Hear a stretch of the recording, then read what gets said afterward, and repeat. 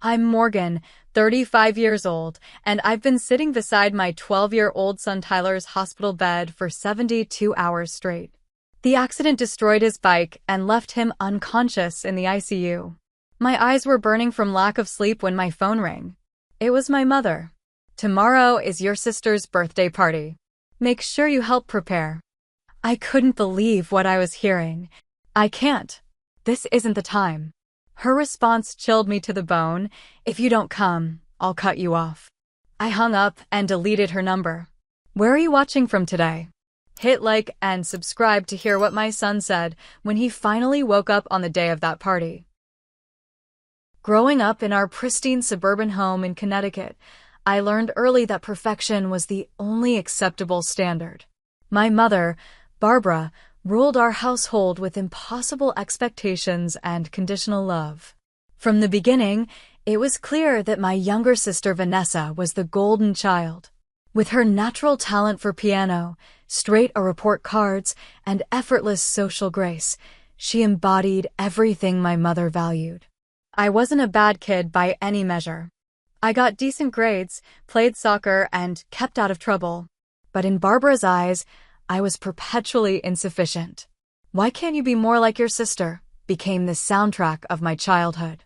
If Vanessa brought home an A, my B+ was a disappointment. If she won first place in the talent show, my third-place soccer tournament trophy barely earned a glance. Dad worked long hours at his accounting firm and often traveled for business. When he was home, he tried to buffer Mom's criticism, but he was no match for her iron will. Your mother just wants what's best for you, Morgan, he'd say with a tired smile. But what she thought was best for me was becoming a carbon copy of Vanessa. By high school, I'd given up trying to compete. Instead, I focused on finding my own path. I discovered photography, capturing moments of authentic beauty rather than manufactured perfection. I volunteered at the local animal shelter, finding comfort in the unconditional affection of abandoned dogs and cats. Through these outlets, I started building an identity separate from the comparative shadow of my sister. Then I met David during my sophomore year of college. He was studying engineering on an ROTC scholarship, with plans to join the Army after graduation. David saw me for who I really was. He loved my candid photographs, laughed at my dorky jokes, and never once compared me to anyone else. For the first time, I felt truly valued. When I told my parents about our engagement at 22, my mother's reaction was predictably cold. You're throwing away your future for a military boy? What about graduate school? She couldn't understand that I'd found something more valuable than the prestige she craved. David's family welcomed me with open arms, Sunday dinners full of laughter and genuine conversation. We married despite my mother's disapproval.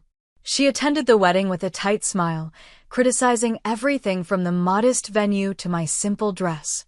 Dad slipped me an envelope with a check, whispering, "I'm proud of you, kiddo," when Mom wasn't looking. Tyler came along a year later, a perfect baby boy with David's curly hair and my green eyes. Even Barbara seemed to soften around him, though she couldn't resist suggestions about his care. "You're holding him too much, Morgan. You'll spoil him." Or, "That pediatrician doesn't seem very experienced. You should see Dr. Roberts instead." For 7 years, we made it work. David deployed twice, and during those long months, I sometimes relied on my parents for help with Tyler. Each time, it came with strings attached and streams of criticism about my parenting, my career choices as a part-time photographer, and my cluttered apartment. Then came the day that shattered our world. 2 officers at my door, solemn faces, a folded flag. David wouldn't be coming home from Afghanistan. Just like that, I was a 29-year-old widow with a 5-year-old son who couldn't understand why Daddy wasn't answering his video calls anymore. Grief consumed me, but Tyler needed stability. I moved us to a smaller apartment, took a steady job as a school administrative assistant, and learned to be both mother and father to my bewildered little boy. David's life insurance and military benefits kept us afloat financially, but emotionally, we were drowning. My mother's response to our tragedy was to intensify her control. "You should move back home, Morgan. You can't raise a boy alone." When I refused, she found other ways to undermine me.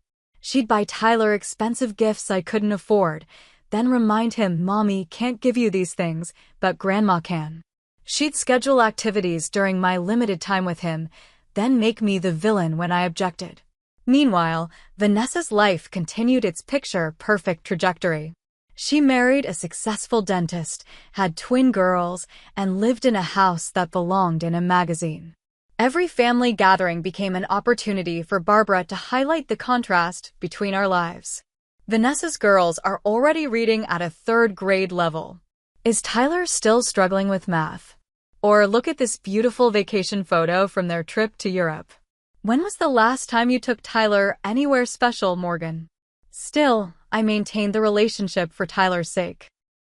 He loved his cousins, and occasionally, when my mother wasn't actively criticizing me, we had moments that almost felt like family. Dad continued to be my quiet ally, slipping me encouraging notes or calling just to check in when Mom wasn't around. The years passed in this uneasy balance. Tyler grew from a grief-stricken 5-year-old into a thoughtful, resilient 12-year-old with his father's kind heart and determined spirit. We developed our own traditions and support systems. My coworkers became friends who understood my single mom struggles. David's parents, though living in Arizona, maintained a loving long-distance relationship with their grandson through weekly video calls and summer visits. Gradually, Tyler and I built a new normal. The raw wound of David's absence slowly transformed into a tender scar. We still missed him terribly, but we could talk about him without breaking down, sharing memories and keeping his spirit alive in our small family of 2.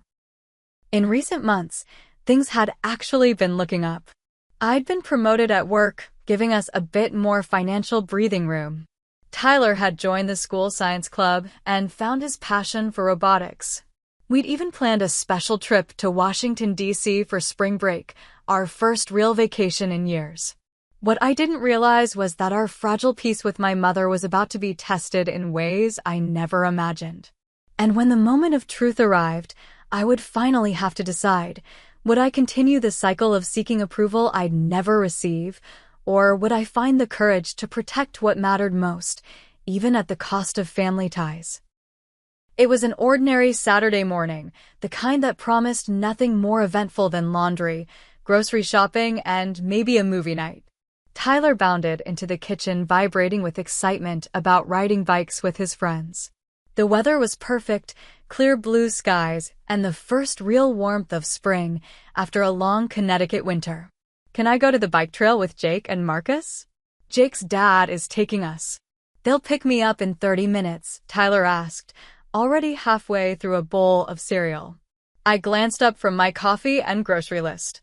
"Helmet and phone?" I asked, our standard safety check. "Yes, and yes," he replied, rolling his eyes with the particular exasperation only preteens can perfect. "I'm not a little kid anymore, Mom." I smiled, ruffling his hair as he ducked away. "Humor your overprotective mother. Be back by 4, okay? We need to shop for your science project supplies." "Deal." He finished his breakfast in record time, then darted off to get ready, all gangly limbs and boundless energy. I watched him pedal away with his friends from our apartment window, waving when he looked back. It was the last moment of our old life, though I didn't know it then. The call came at 11:27. An unfamiliar number, a woman's voice asking if I was Tyler Williams' mother. The world narrowed to a pinpoint as she explained there had been an accident.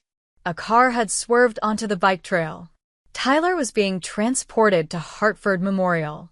Critical condition. I don't remember driving to the hospital. I must have locked the apartment, found my keys, navigated traffic. But my next clear memory is running through automatic doors into the emergency department, gasping Tyler's name to the receptionist. "He's already been taken to surgery," she told me gently. "Let me page someone to update you." The surgical liaison who met me had kind eyes above her mask. She guided me to a private consultation room and explained in careful terms that seemed to come from very far away. Tyler had suffered severe head trauma, a broken femur, broken ribs, and internal bleeding. The neurosurgeon was working to relieve pressure on his brain. The orthopedic team would address his other injuries once he was stabilized. It would be several hours before they knew more. "Is he going to die?" I asked, my voice not sounding like my own. She didn't offer false reassurance. "He's very seriously injured. The next 24 hours are critical. But he's young and was healthy before the accident." That's in his favor. She left me with paperwork to fill out, medical history questions swimming before my eyes. I called my father, barely coherent through my tears. He promised to come right away. Then I sat in the surgical waiting room, surrounded by other anxious families, and did the only thing I could do. I waited. Tyler was in surgery for 6 hours. 6 hours of pacing, crying silently, praying to a God I wasn't sure I still believed in after losing David. 6 hours of bargaining, promising anything if only my son would live. When the surgeon finally appeared, his face was grave. The operation had stopped the bleeding in Tyler's brain, but significant swelling remained. They'd placed him in a medically induced coma to give his brain time to heal. He was being transferred to the pediatric intensive care unit. I could see him soon, but I needed to prepare myself. There would be tubes, machines, bandages. He wouldn't look like the boy who had ridden away that morning. "The next 48 hours will tell us a lot," the doctor said. "I wish I could give you certainties, Ms. Williams, but head injuries are unpredictable. We just have to wait and see." My father arrived just as they were settling Tyler in the ICU. He wrapped his arms around me, and I broke down completely, sobbing against his shoulder like I hadn't done since I was a child. "It's okay, Morgan," he whispered. "You're not alone." When we were finally allowed in to see Tyler, the shock nearly brought me to my knees. My vibrant, energetic son lay motionless amid a tangle of tubes and wires. His head was partially shaved and bandaged. A ventilator breathed for him. Monitors beeped steadily, the only indication that he was still with us. His face, what I could see of it, was swollen and bruised beyond recognition. I approached his bedside cautiously, afraid to disturb any of the equipment keeping him alive. The nurse, Susan, gently guided me to the chair beside him. "You can touch his hand," she said. "Talk to him. Many coma patients can hear even if they can't respond." So I took his small hand in mine, careful of the foreline, and began to talk. I told him about the robot kit waiting for him at home. I reminisced about the Halloween when he insisted on being an engineer astronaut like his dad wanted to be. I promised him trips to every science museum in the country once he recovered. I kept talking even when my throat was raw, afraid that if I stopped, some tenuous connection between us might be lost. Dad stayed until evening, then reluctantly left to update my mother, who hadn't bothered to come. "She's organizing some church function," he explained apologetically. "She sends her prayers." I nodded, too exhausted to feel the hurt that would come later. That first night established the pattern of the next 3 days. I refused to leave Tyler's side except for the briefest bathroom breaks. The ICU staff brought me blankets for the reclining chair, offered to arrange cot in the family room, but I couldn't bear to be away from him. Every beep of the monitors, every slight change in his condition sent my heart racing. What if he woke up confused and afraid without me there? What if he took a turn for the worse and I wasn't by his side? The doctors made their rounds, adjusting medications, checking reflexes, explaining test results in terms I struggled to comprehend through my fog of fear and exhaustion. The nurses became my lifeline, explaining what the doctors had said in simpler terms, showing me how to interpret the monitors, bringing me coffee and occasionally gentle pressure to eat something. Jake's parents came, bringing my laptop and some clothes from my apartment. Jake himself stood in the doorway, pale and shaken, unable to look directly at Tyler. "It's not your fault," I told him, though neither of us believed it yet. My coworkers organized a meal train, dropping off containers of food I barely touched. Tyler's science teacher brought a card signed by his entire class. David's parents called from Arizona, offering to fly out immediately. I asked them to wait until we had more news, not wanting them to face the same agonizing uncertainty I was living through. As the second day bled into the third, tiny hopeful signs emerged. Tyler's intracranial pressure readings stabilized. His oxygen levels improved. The doctor cautiously decreased his sedation, watching for signs of consciousness. But still, my son didn't wake up. By the third afternoon, 72 hours after the accident, I was operating on pure adrenaline and fear. I hadn't properly slept, had barely eaten, and had cried until it felt like there couldn't possibly be any tears left. Susan, now on her second shift with us, gently suggested I at least go to the family shower room to freshen up. 20 minutes, Morgan, she insisted kindly. I'll stay right with him. If anything changes, anything at all, I'll come get you immediately. I reluctantly agreed, gathering the clean clothes my coworker had brought. It was as I was standing to leave that my phone rang. My mother's name appeared on the screen. After 3 days of silence, she was finally calling. Relief washed over me. Maybe she was coming to help after all. Maybe she'd finally realized the severity of the situation. I had no way of knowing that this call would be the breaking point in a lifetime of broken expectations. I answered the phone with a surge of gratitude, stepping just outside Tyler's room to avoid disturbing him. Mom, thank you for calling. It's been so hard. Morgan. My mother's voice had that crisp, efficient tone she used when delegating tasks. I'm finalizing the arrangements for Vanessa's birthday dinner tomorrow. I need you to come over early to help prepare. Around 2 should work. For a moment, I thought I'd misheard her. Surely she couldn't be talking about a birthday party when her grandson was lying unconscious in intensive care. Mom, I can't leave the hospital. Tyler is still in critical condition. I spoke slowly, thinking perhaps she didn't understand the gravity of the situation. He hasn't woken up yet. I understand that, Morgan, she replied with a hint of impatience. But the doctors and nurses are taking care of him. There's nothing you can do by just sitting there, and this is important to your sister. Vanessa has been planning this dinner for months. The hallway seemed to tilt slightly as the full impact of her words hit me. 3 days of terror and exhaustion had worn my defenses thin, and I couldn't muster my usual placating response. My son might be dying, I said, my voice rising despite my effort to stay calm. Tyler, your grandson. He was hit by a car. He has brain swelling and internal injuries. I'm not leaving him to arrange finger sandwiches for Vanessa. There's no need to be dramatic, my mother sniffed. Tyler is getting the best medical care, and your constant hovering isn't going to change his condition. Family obligations don't disappear just because you're facing challenges. Challenges? I repeated incredulously. This isn't a flat tire or a broken dishwasher, Mom. My son is fighting for his life. And he will continue to do so whether you're sitting in that depressing hospital or not, she countered.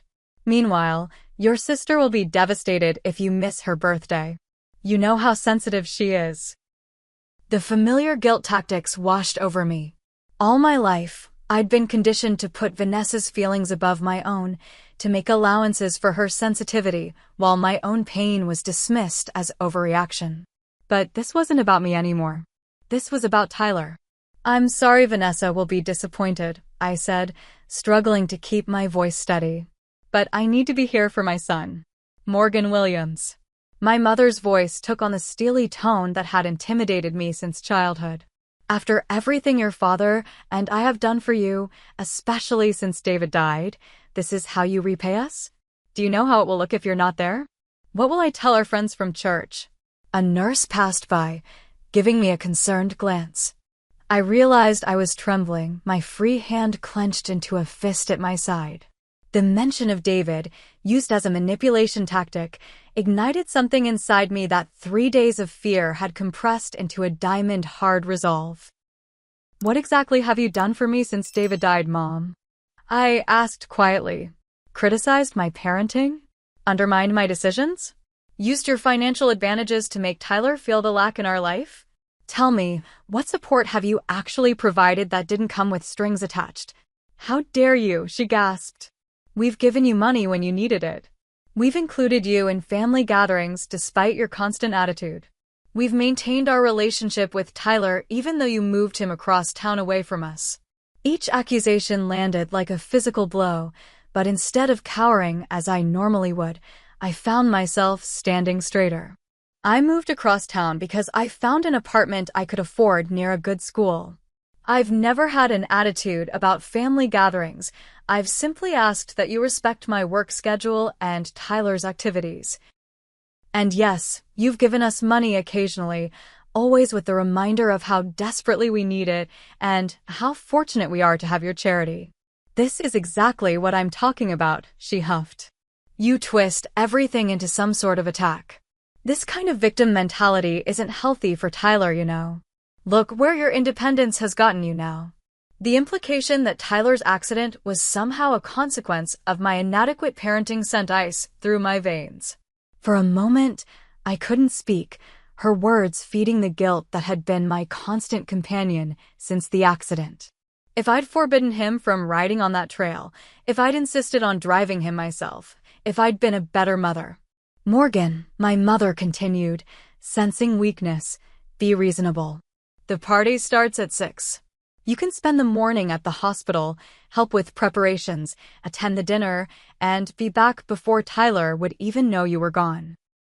This stubborn streak of yours has always been your downfall. I glanced back through the window of Tyler's room. Susan was adjusting his blanket with motherly care. Beyond her, my son lay still, fighting a battle I couldn't join. The only thing I could do was be there when, if he opened his eyes. No, I said simply. Excuse me. I said no, Mom. I will not leave my son alone in the hospital to attend a birthday party. Not even for Vanessa.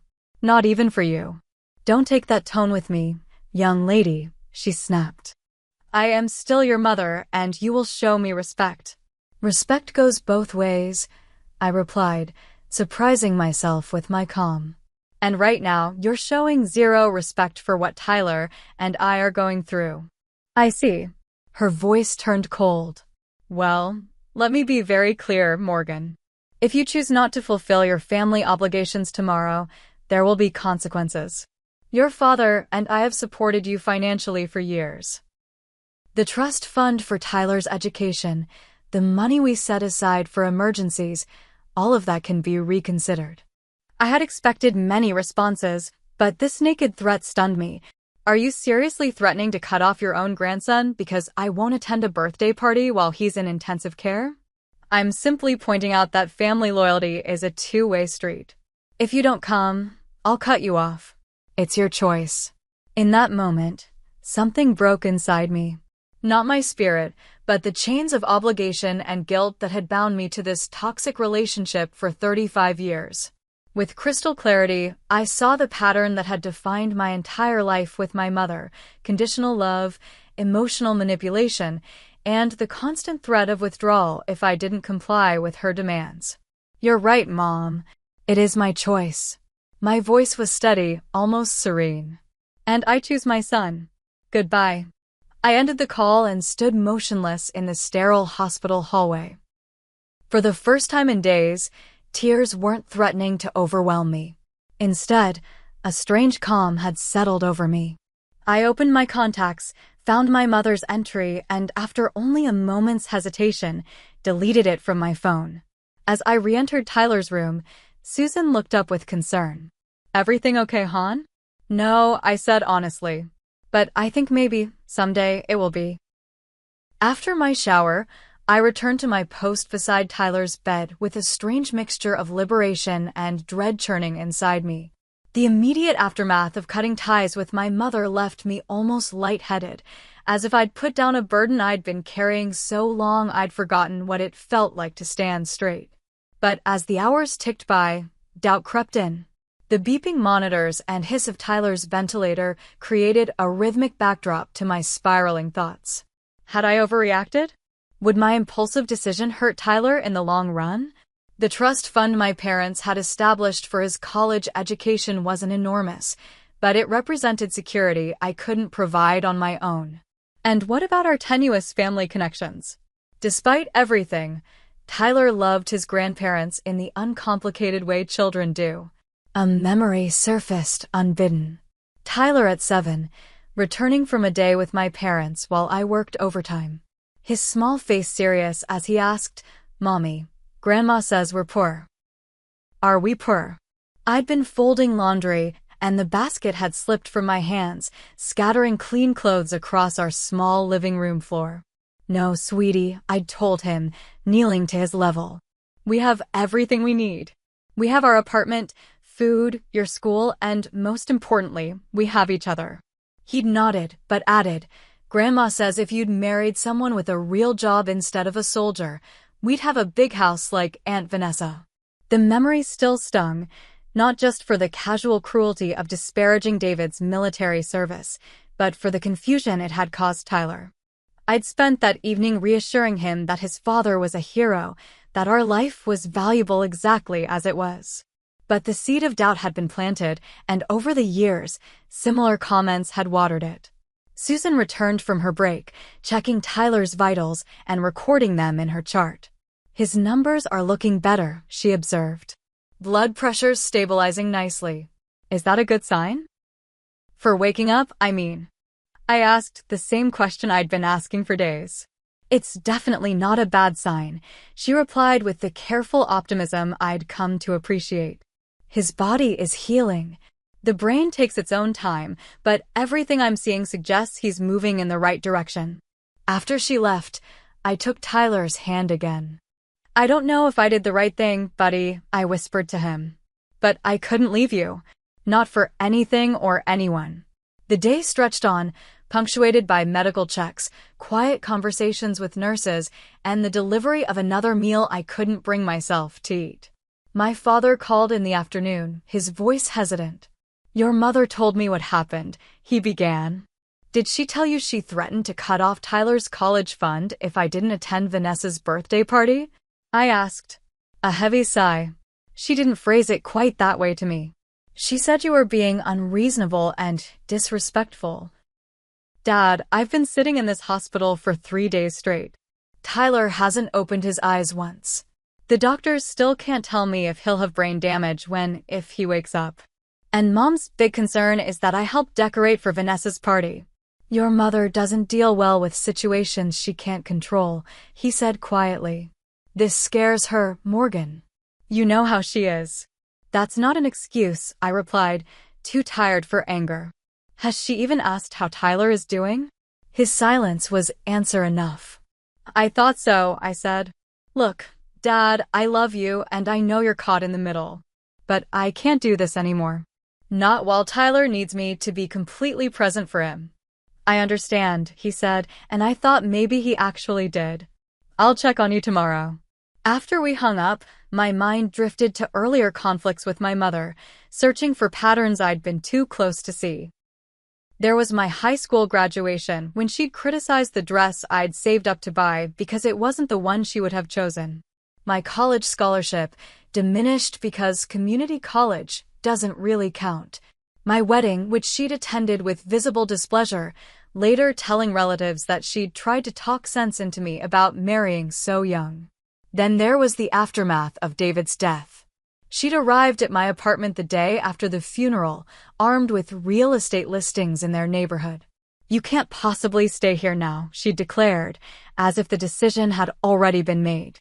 When I'd explained that Tyler needed stability, that uprooting him from his school and friends would only add to his trauma, she'd accused me of being stubborn and ungrateful. The pattern was always the same. My choices were wrong because they weren't her choices. My priorities were misguided because they differed from hers. My life was inadequate because it didn't match her vision for me.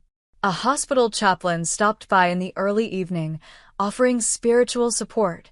I wasn't particularly religious, but something about his gentle presence broke through my isolation. "I just cut ties with my mother," I found myself telling him. In the middle of all this, with my son so sick, I deleted her number from my phone. Instead of the judgment I half expected, he nodded thoughtfully. "Crisis has a way of clarifying what's truly important," he said. "And sometimes, it gives us the courage to make difficult decisions we've been avoiding." But what if I'm punishing Tyler for my issues with my mother? The college fund, the family connections. "May I offer a perspective?" he asked, and when I nodded, continued, "From what you've told me, your mother was using financial support as a tool of control. That's not a gift, it's a transaction. And transactions always come with terms and conditions." His words resonated with something deep inside me. All these years, I'd been accepting my mother's help while ignoring the invisible strings attached to every dollar, every interaction. As for family connections, he went on, healthy relationships build us up. They don't tear us down. What lesson would your son learn if he saw you abandon him in his time of greatest need in order to please someone who shows so little regard for either of you? Put that way, the answer seemed clear. Yet as night fell and the hospital quieted, doubt returned. The nurse had convinced me to try sleeping in the family room's proper bed for a few hours while she watched over Tyler. Lying in the unfamiliar room, staring at the ceiling, I replayed every word of the conversation with my mother. Had I been too harsh? Should I have simply explained again how serious Tyler's condition was? But I had explained, I reminded myself. I'd been explaining my needs and boundaries to my mother my entire life, and she had consistently disregarded them. Still, the prospect of being truly cut off from my family sent waves of anxiety through me. The modest inheritance I'd someday receive from my parents represented security I couldn't provide on my own. The family home where I'd grown up, despite the complicated emotions attached to it, was still part of Tyler's heritage. Was I throwing away his birthright because of my own wounded pride? No, I decided as exhaustion finally pulled me toward sleep. This wasn't about pride. It was about breaking a cycle of emotional manipulation that would otherwise eventually ensnare Tyler too. If my son was going to heal and thrive, he needed a mother who modeled self-respect and healthy boundaries. Tomorrow would be Vanessa's birthday, and for the first time in my life, I wouldn't be there arranging flowers, addressing place cards, or deflecting my mother's criticisms. Whatever consequences came from that decision, I would face them for Tyler's sake. And maybe, just maybe, for my own. I woke from fitful sleep to the gentle nudge of the day nurse, Kelly. "Morgan," she said softly, "Dr. Patel wants to speak with you about Tyler's latest scans." Instantly alert, I checked my phone. 8:17 in the morning. I'd slept longer than intended. "Is everything okay?" "He's stable," she assured me. "The doctor just wants to update you on the overnight tests." I splashed water on my face, ran a brush through my tangled hair, and hurried back to Tyler's room. Dr. Patel, the neurologist who'd been overseeing Tyler's care, was reviewing charts at the nurse's station. "Ms. Williams," he greeted me with his quiet confidence. "We've got the results from Tyler's overnight EEG and the follow-up CT scan." My heart hammered as he continued, "The good news is that the intracranial pressure has continued to decrease. The swelling is resolving more quickly than we anticipated." "And the bad news?" I asked, bracing myself. "Not bad news, exactly, but reason for continued caution. We're not seeing the level of brain activity we'd hoped for at this stage. It doesn't mean he won't wake up, but it suggests we need to be patient." Patient. The word echoed hollowly. How much more patient could I be?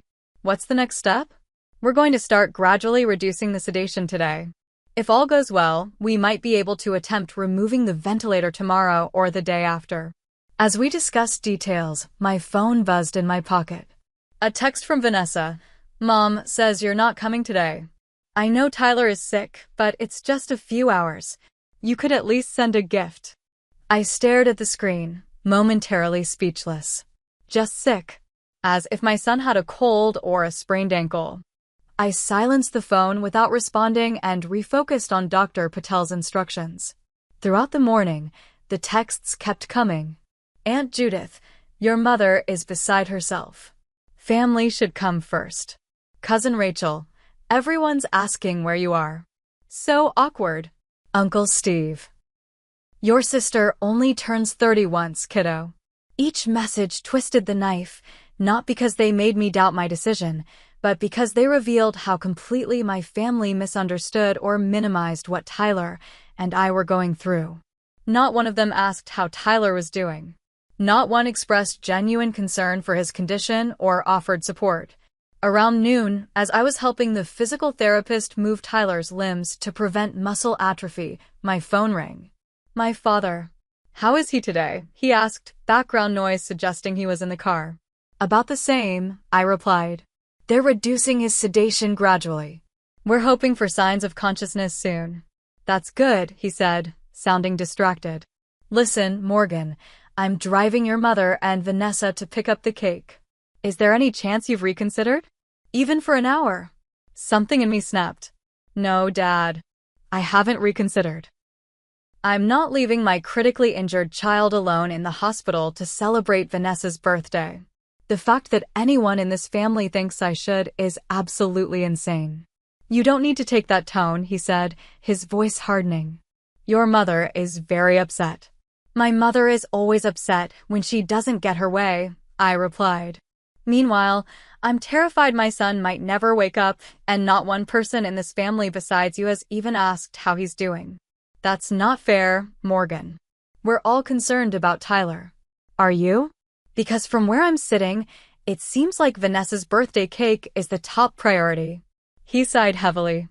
I'll try to come by the hospital later. Don't bother if it's going to cause problems with Mom, I said, suddenly too exhausted for this conversation.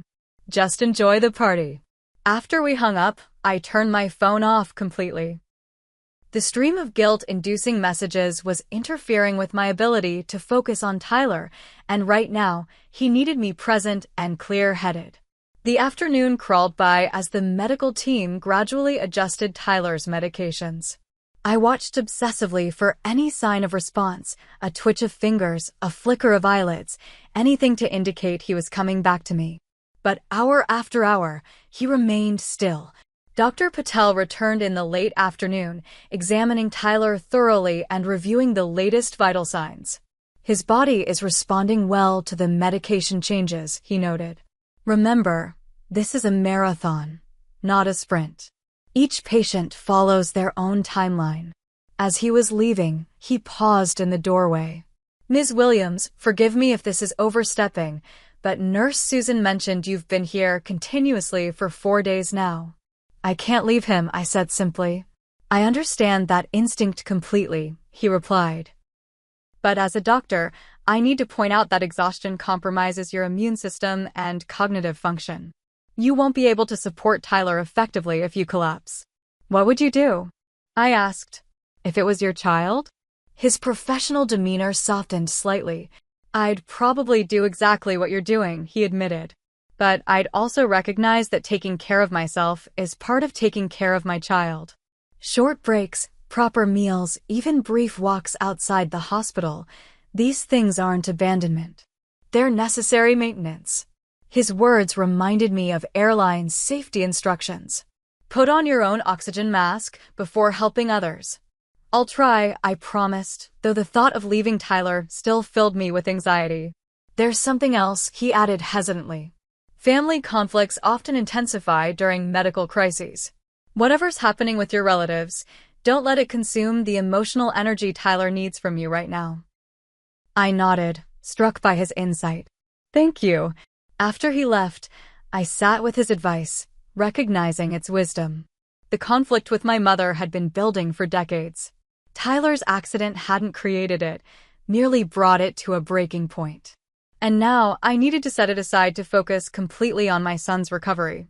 Just as I was contemplating a quick trip to the cafeteria for real food, my phone, which I'd turned back on, rang again. Vanessa's husband, Richard. Morgan, he began without preamble, this has gone far enough. Your sister is in tears. Your mother is having one of her migraines. You've ruined the entire day. Richard, my son is in a coma, I said, keeping my voice low despite the anger bubbling up. I'm sorry Vanessa is upset, but my priority has to be Tyler right now.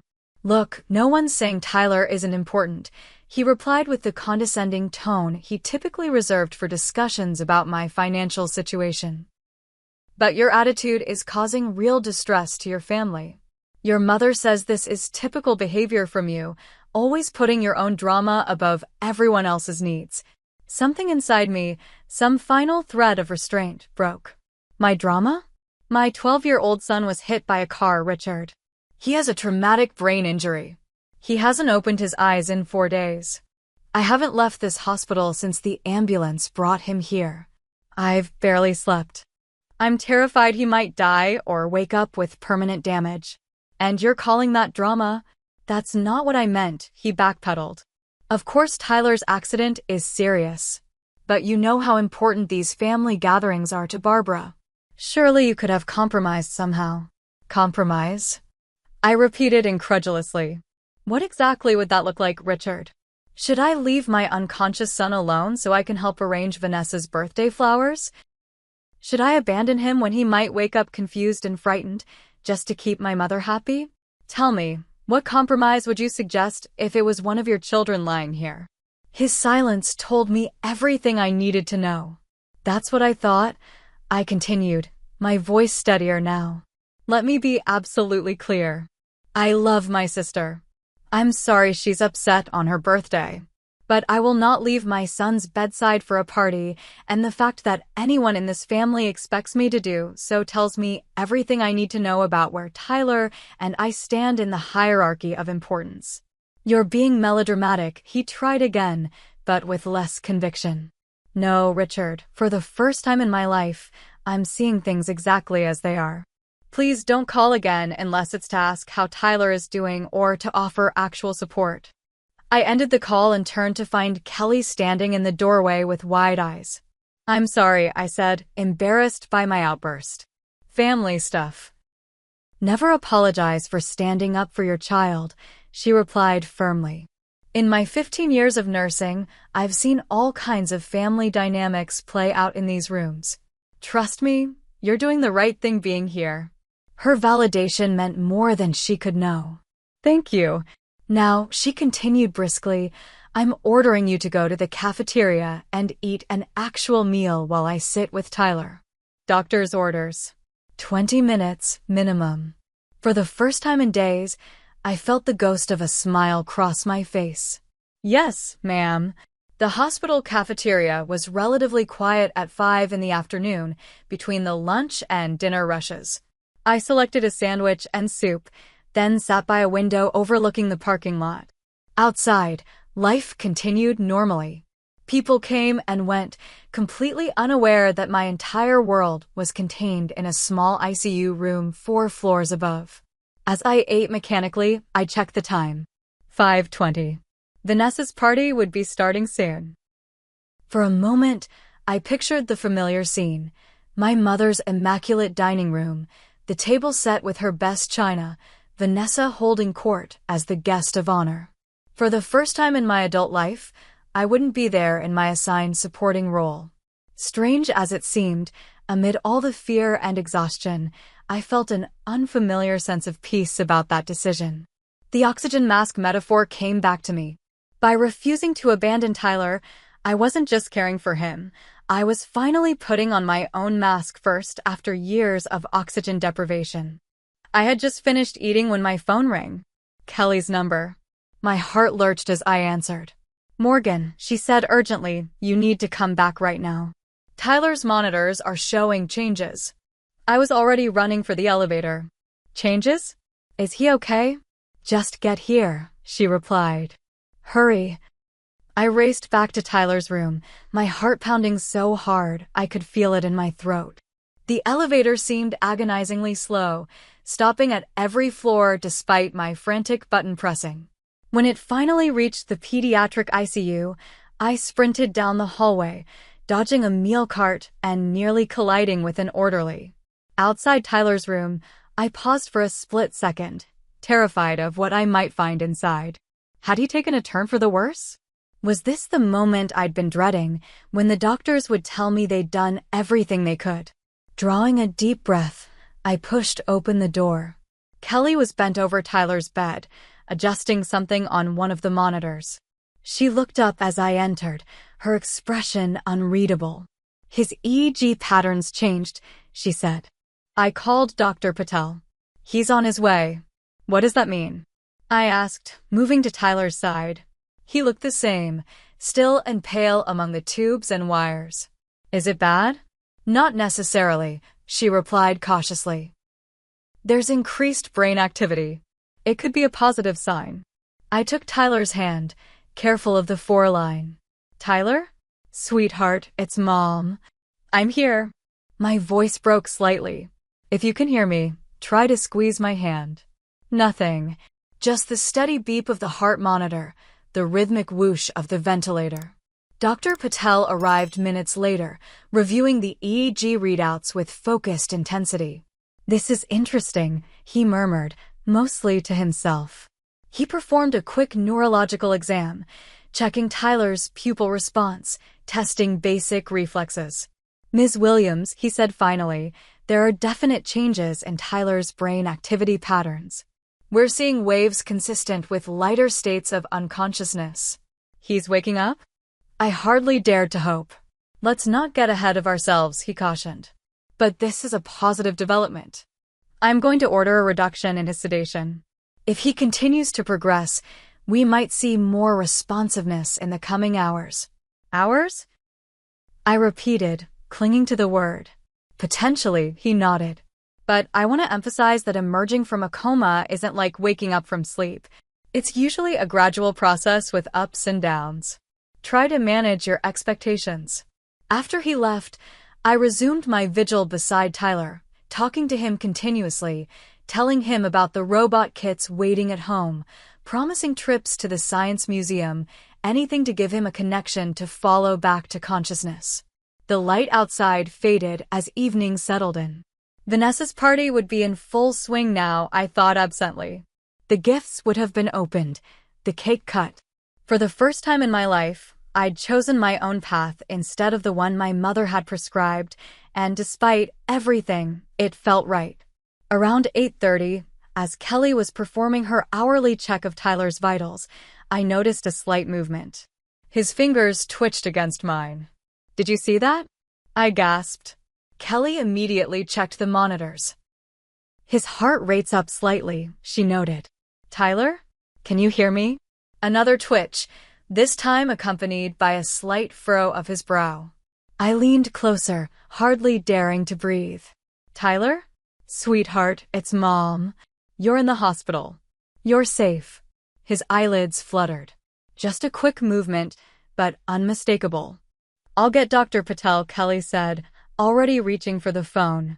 The next 45 minutes passed in a blur of medical personnel, tests, and cautious optimism. Tyler's eyes fluttered several more times. His hand definitely squeezed mine, weakly but purposefully. The ventilator, which had been breathing for him since the accident, registered his attempts to initiate breaths on his own. "These are all excellent signs," Dr. Patel assured me. "He's fighting his way back." By 10 o'clock, the room had quieted again.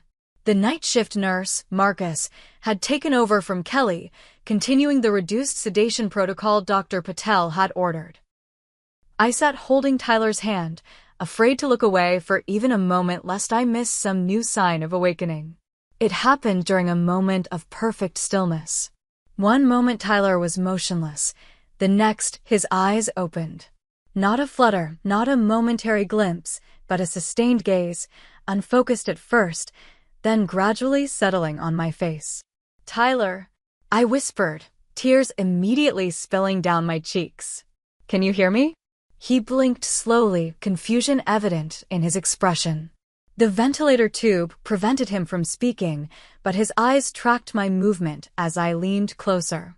"You're in the hospital, sweetheart. There was an accident, but you're going to be okay. I'm right here." His hand tightened weakly around mine. Marcus noticed the change and immediately came to check the monitors. "Well, hello there, young man," he said with a warm smile. "You've been keeping us on our toes." The next several minutes were a flurry of activity as Marcus paged Dr. Patel and performed a quick neurological assessment. Tyler remained awake, his eyes sometimes drifting closed with exhaustion, but reopening when we spoke to him. He seemed to understand simple instructions, squeezing hands on command and tracking movements with his eyes. "Don't try to talk with the tube in," Marcus explained to Tyler. "The doctor will evaluate whether we can remove it soon.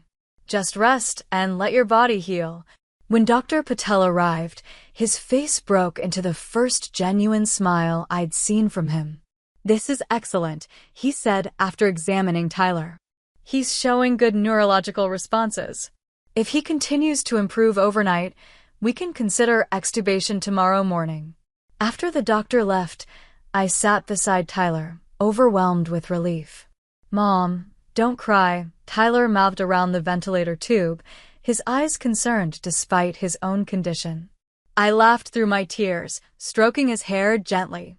"These are happy tears, buddy. I'm just so glad to see those eyes open." He drifted in and out of consciousness over the next few hours, each awakening slightly longer and more alert than the last. During one lucid period, he mouthed a question I couldn't quite interpret. "Grandma?" Marcus suggested, more experienced at reading lips around ventilator tubes. Tyler nodded slightly, wincing at the movement. "Grandma and Grandpa know you're here," I told him, sidestepping the full truth. "Everyone's been very worried about you." He seemed satisfied with that answer, his eyes drifting closed again.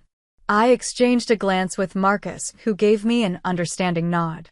The full complexity of family dynamics could wait until Tyler was stronger.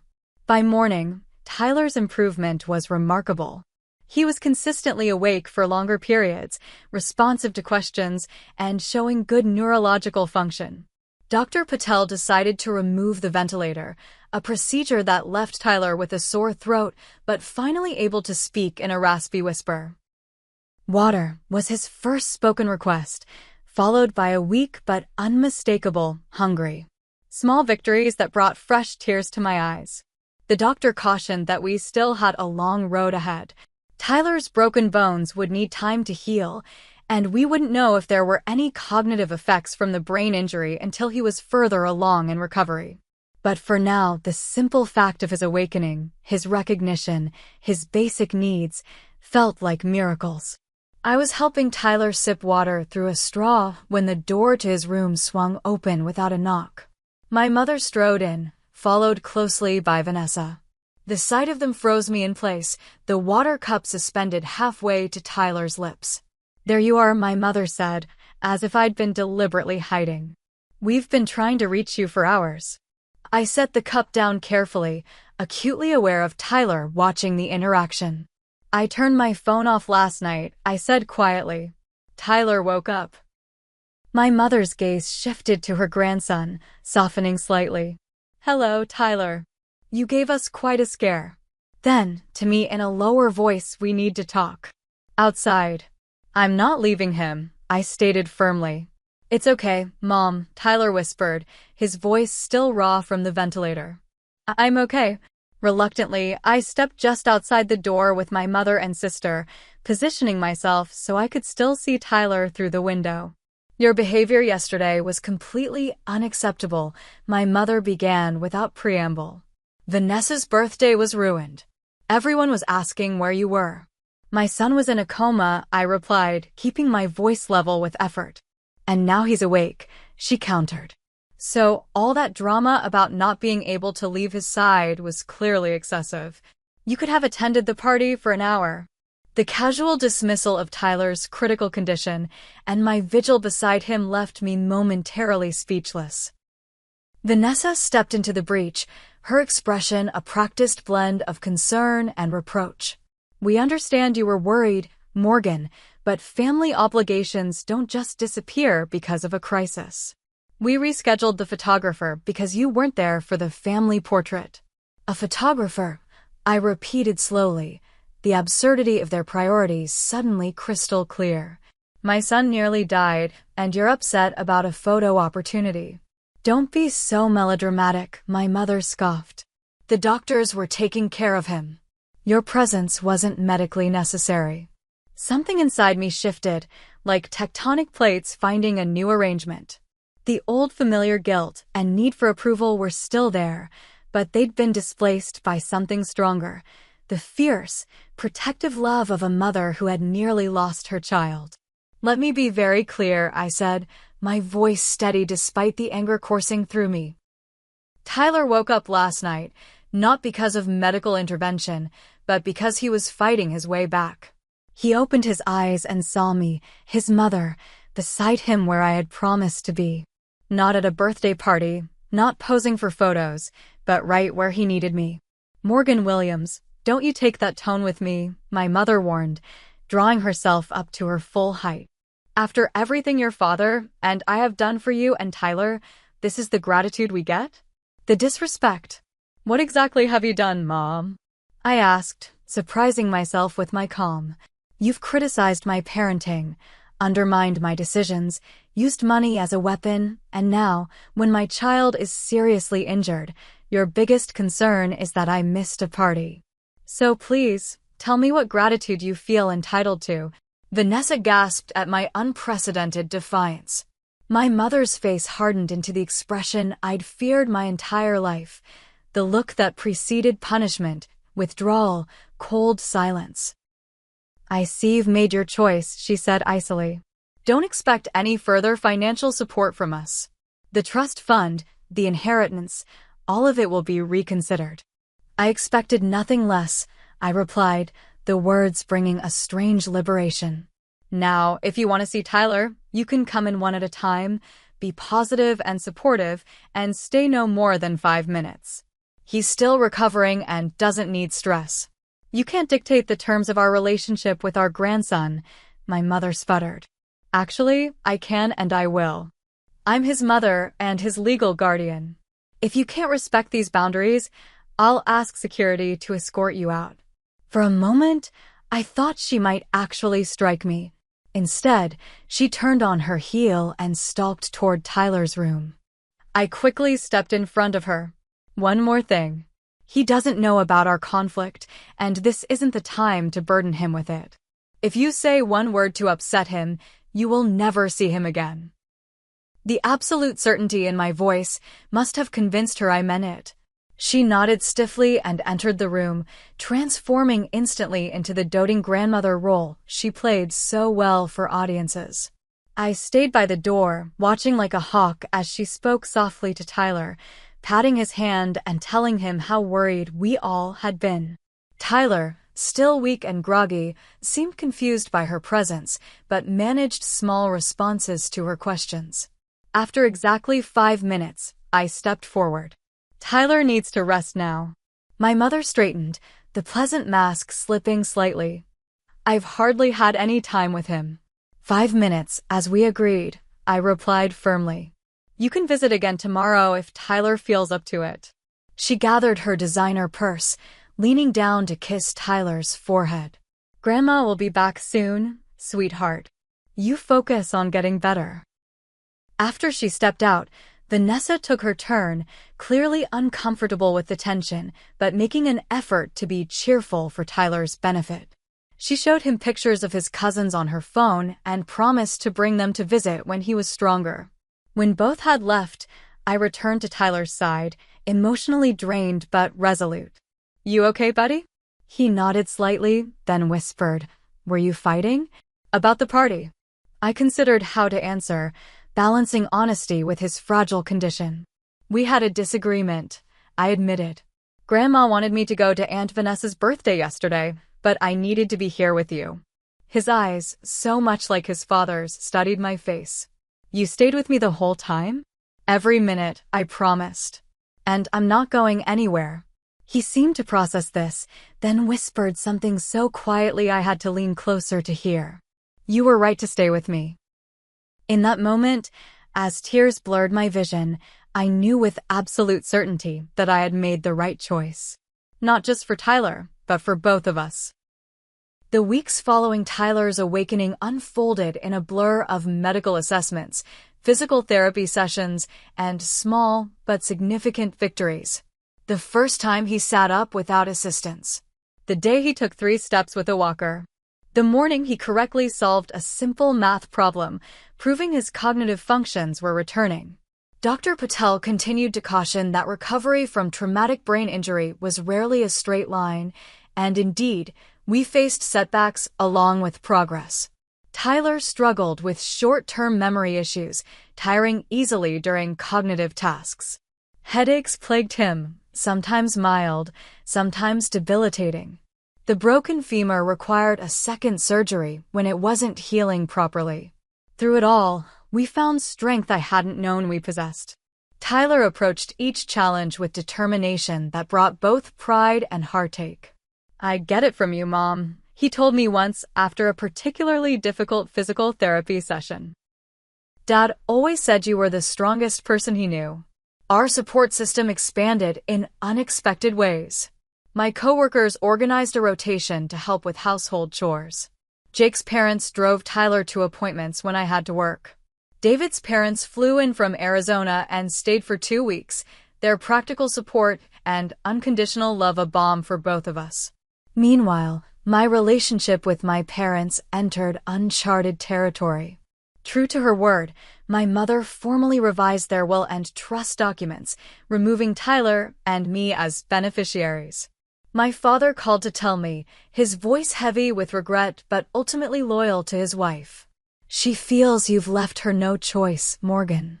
"I understand, Dad," I replied, surprising myself with how little the financial loss stung compared to the preceding emotional damage. "But I hope you understand that I also had no choice." Vanessa's attitude shifted gradually from righteous indignation to cautious reconciliation attempts. She began sending Tyler small gifts, asking about his progress, even offering to help with transportation occasionally. I accepted these overtures for what they were, neither fully embracing nor rejecting the tentative olive branches. My mother's approach was more complex. She alternated between icy silence and occasional visits to Tyler that were all performance, no substance. She brought expensive presents I couldn't afford, reinforcing the disparity in our financial situations. She asked about his medical care with barely concealed criticism of my decisions. Each interaction left me emotionally depleted but increasingly certain of the boundaries I needed to maintain. 3 months after the accident, Tyler was finally cleared to return to school part-time. His homecoming teacher worked with us to create a modified schedule that accommodated his continuing recovery. His friends, awkward at first around his new limitations, gradually relaxed as Tyler's personality reemerged through the trauma. The first time he laughed, really laughed, at some silly joke during a video game session with Jake, I had to excuse myself to cry in the bathroom, overwhelmed with gratitude for that simple, precious sound I'd feared I might never hear again. 6 months post-accident, we established a new normal. Tyler walked with only a slight limp that the physical therapist assured us would likely disappear with continued exercises. His academic performance had nearly returned to pre-accident levels, though he still required extra time for tests and assignments. The headaches came less frequently, manageable with medication when they did occur. Throughout this period of recovery, I maintained the boundaries I'd established with my family. My mother's letters, filled with thinly veiled guilt trips and passive-aggressive jabs, were returned unopened. My father's occasional visits were welcomed, but kept carefully separate from the toxic dynamic with my mother.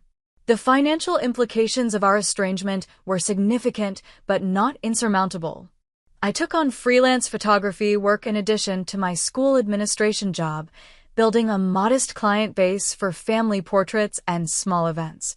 We downsized to an even smaller apartment, cutting expenses wherever possible.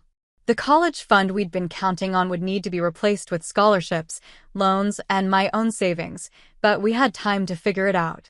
More importantly, I found myself breathing easier without the constant weight of seeking approval I'd never receive. The emotional energy previously consumed by managing my mother's expectations could now be directed toward Tyler's recovery and my own healing. 1 year after the accident, we celebrated Tyler's 13th birthday with a small gathering of the people who'd supported us through our darkest days. My coworkers brought a homemade cake. Jake's family arrived with thoughtfully chosen gifts within our new financial reality. David's parents called from Arizona, promising a special celebration during our planned visit that summer. Notably absent were my mother and Vanessa, though my father came briefly, bringing gifts from the family without specifying who had chosen or paid for them.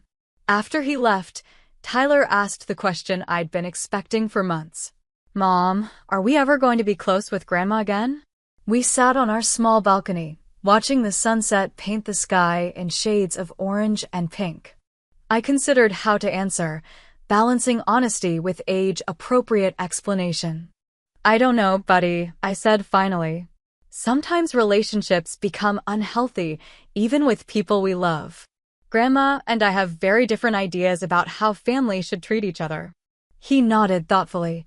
"She always made you sad, even before my accident." The simple observation startled me. Children notice so much more than we give them credit for. Yes, she did. But I kept trying because I thought that's what families were supposed to do. "But not anymore," he prompted. "I've learned that real family supports you without conditions," I explained. "They show up when you need them most. They respect your choices even when they disagree. And sometimes, the family we choose is more reliable than the family we're born into." He considered this, absently rubbing the scar on his arm from one of his surgeries. "Like Jake's parents bringing me to therapy when you had to work? Or your friends from school bringing dinner every night that first month?" "Exactly like that," I smiled. "Those actions show real love, not just words." "Dad would be proud of you," Tyler said suddenly. "For being brave and standing up for yourself. For taking care of me." The unexpected statement brought tears to my eyes. "I think he'd be even more proud of you, Tyler. The way you fought to recover, how hard you've worked, how brave you've been through all of this." We sat in comfortable silence for a few minutes before Tyler spoke again. "I don't need Grandma's money for college. I'm going to get scholarships. And maybe I can work while I study like Dad did." His resilience and determination never failed to amaze me. "That's the plan," I agreed. "And we have 5 years to figure it out. We'll make it work, just like we always do." As the sky darkened and stars began to appear, I reflected on how far we'd come from those terrifying days in the ICU. The path had not been easy, and we still faced challenges ahead. But we had found strength neither of us knew we possessed, built a support network based on genuine care rather than obligation, and learned that sometimes setting boundaries, even painful ones, was an act of self-preservation rather than selfishness. Tyler's accident had nearly broken me. My mother's ultimatum had forced me to choose between generational patterns of emotional manipulation and my own well-being. In choosing myself and my son, I had finally broken free from the chains of conditional love and approval-seeking that had defined my entire life. The trust fund was gone. The inheritance would never materialize. The family connections were strained or severed. But in their place, we had built something more valuable: authentic relationships, self-respect, and the knowledge that we could weather even the most devastating storms together. As Tyler dozed against my shoulder, exhausted from the day's celebration but content, I whispered the truth that had emerged from our ordeal. Sometimes the hardest choice is the right one, and the heaviest things to let go of are the ones weighing us down the most. Where would you draw the line between family obligation and self-preservation? Have you ever had to make a difficult choice to protect your mental health or your child's well-being? Please share your thoughts in the comments below, and if this story resonated with you, hit that like button and subscribe for more real-life experiences. Thank you for being part of this journey with me, and remember that sometimes the family we choose is the one that truly supports us through our darkest moments.